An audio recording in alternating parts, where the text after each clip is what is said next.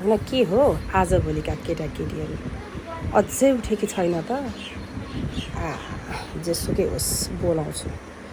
चिया खान नि पाएको छैन, घाम टाउको माथि आइपुग्यो, तै नि खै उठ्ने जस्तै छैन। बुहारी, ए बुहारी, कति बेरसम्म सुतेर बसे कि?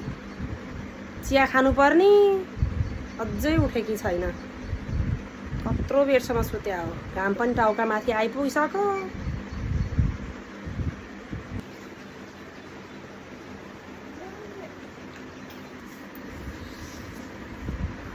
ए आमा, हिजो अलि थाकेछु, तर धेरै बेरसम्म निदाइछु। ल ल म उठिहालेँ।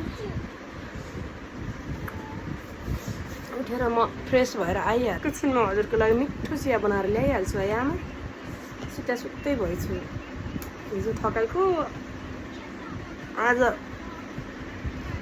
खानै पाइनँ, कतिखेर उज्यालो भयो भयो। ए ल ल ल थकाइ लाग्यो भए त के गर्नु र खै। उठेर चिया पकाएर दिन्छौ कि भनेको।